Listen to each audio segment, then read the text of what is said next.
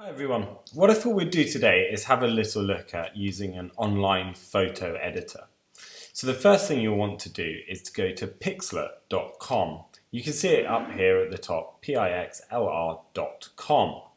And we're just going to go into Pixlr X, just over there, like so. Pixlr X is the free version, so you can all use it. It's a brilliant online tool. It's a really good equivalent to something like Photoshop, the sort of thing we would naturally use in school. What I thought we'd do today is you did such fantastic drawings last week, and I was so impressed with them, especially those that I've seen, that we're going to try and have a little play with them. Try and take them one step further beyond just the drawing. And what you might find is actually you prefer your original raw drawing, but for some of you this is a really good opportunity to learn some new digital skills, get used to using this piece of online software, and to maybe look at different ways of enhancing your drawing somehow. So the first thing you're going to do is just go to Open Image. Hopefully you've got your image which you uploaded to Teams saved on your computer somewhere. I've got mine just here. By mine I mean Trixie's. So I'm going to use that and just click open and it brings it in like so. Most of the tools that you will need are just down the left hand side, down here. So this is where we'll be navigating most of the time.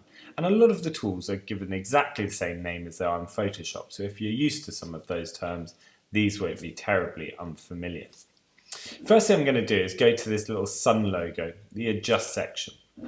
The drawing here, I've got to stop referring to my drawing, so apologies Trixie, but the drawing I've got here is a little bit dark. It's really hard to take a photograph of a drawing on a piece of paper and get its true tones. It all looks a bit dark. We've got this bit of a shadow here. So what I'm going to try and do is see if we can get some of the contrast back up, lighten up the page, a bit like we'd scanned it. So on the left hand side, I'm just going to go down to where it says light, and I'm just going to bring the exposure up to begin with. You want to keep an eye on your drawings. We want to make sure we don't lose any detail within them. So it doesn't want to be severe adjustments. Okay, try and do it just so we retain as much detail in the drawing as possible.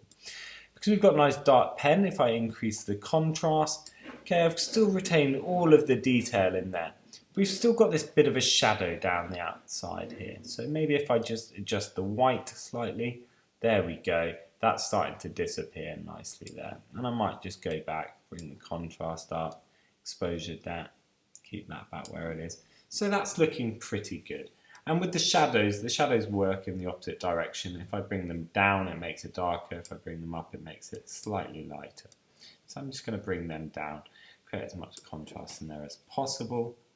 And you know, I'm just going to adjust the highlights as well, just to try and get rid of the last bit of that. Like so just a little bit more white. So that's worked fairly well. I'm quite happy with that. You know, compared to where we were originally, you've got your kind of preview over there. We've got a lot more sort of contrast and things in it. Finally, once you're happy with it, just click the apply button there, like so. What I thought we'd do, first of all, with a drawing, is just have a little look at adding some colour to it. What we don't want to do is just like really meticulously colour it in and shade it in, or be too precise, but to try and just give it, you know, a bit of a wash of colour. Someone I'm thinking of when I'm talking about this is artists like Quentin Blake. Most of you will be familiar with his works and all of his illustrations that he did for Roald Dahl. But see how he's just applied little hints of colour in places to give it that sense of skin colour, to give it the impression that this is in fact a white kind of laboratory-like coat. So just little washes of colour where we're not being too precious about where the lines are, but just to give it a greater sense of colour. So to do that, just on the left hand side, we've got paintbrush tool, which is just there, our drawing tool. We've got, refers to our brush, so we can see it there on our screen, and we can increase the size of it to make it really big or really small. We can also increase the softness, and I will just demonstrate that. I'll just select one of these preset colours to begin with. So if I put my softness all the way up, can you see it? It's a bit like a watercolour. We've got a dense colour in the centre and it fades out. I'm just going to press Command and Z on my keyboard to undo. Equally, you've got these buttons down here to redo or undo something. Oh, I've undone too far. And then if you put your softness right down, you get a much harder brush. So it's got a really dense, hard edge to it like that. So all I'm going to do to begin with is select a nice green colour.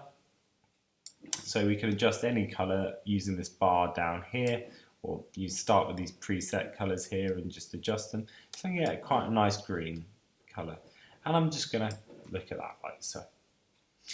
Firstly, you'll notice is you've obviously painted on top of your drawing.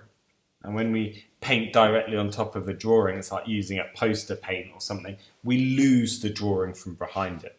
And as I said, we want this to feel a little bit more like a watercolour, where we get our pencil lines and things through from behind. So I'm just going to undo that. What we want to do, sorry about the zooming in and out, is I'm going to go over here on the right hand side, my layers panel, and just press this plus symbol.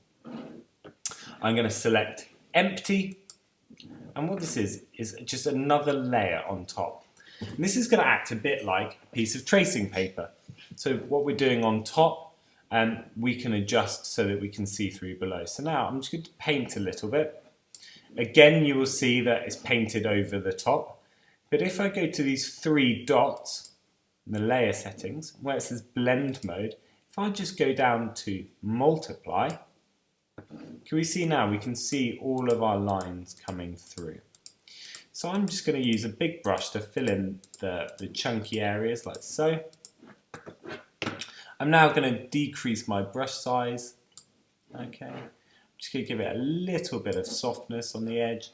Okay, and I'm just going to start shading in some of these. Again, I'm not trying to be too neat, too precise. I'm just trying to give it just that wash of colour. Okay, so I might do something a bit like that. Happy if there's a bit of pen still showing. Again, you know, don't worry if there's any little white spots and things in between it. A bit like the video you might have watched last week, those of you in my class, you know, where they're talking about the gaps in the tree where actually you can see through in places. So don't worry if there are some little gaps. So I'm quite happy with that, really. I think that looks okay. So zoom out slightly so you can have a look. I think that looks quite good. I might do the same with the grass. Now I think the key thing is to use a really limited colour palette. Okay, don't apply too many different colours. To make that feel a bit more grass-like, I might just drop the size of my brush down a bit further, you know, just so it feels a bit scratchier. That's maybe slightly too small. The lowest adjustments are quite difficult, so I'm just going to make some spiky grass like this. Something like that. Try and keep a refined colour palette. Don't add loads of colours. There's no need to add a sky in and a background. We really want this to be a celebration of the tree, the object itself. The last thing I might do is just add a bit of colour.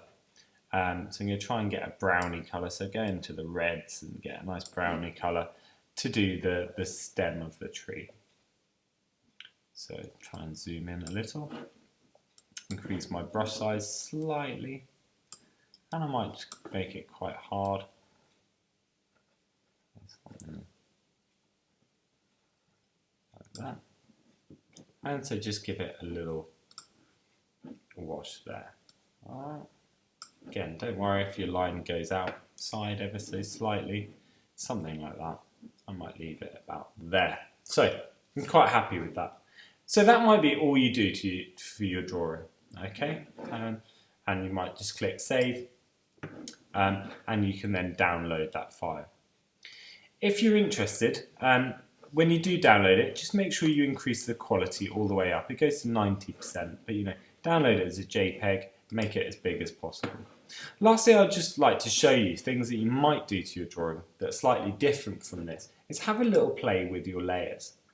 So we set our blending mode to multiply. You can try some of the other different modes. So you can see here where I've painted over the top of the lines, it's made them green.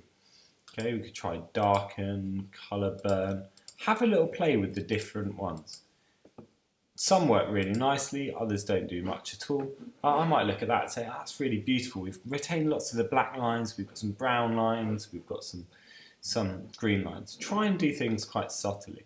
You might decide, I really like that, but just want a subtle wash of colour, so you can decrease the transparency here. And the same goes for if you do it in multiply. It's quite tempting to make it all too dark and too splodgy, but actually just by dropping it back the transparency ever so slightly, it feels a bit more subtle.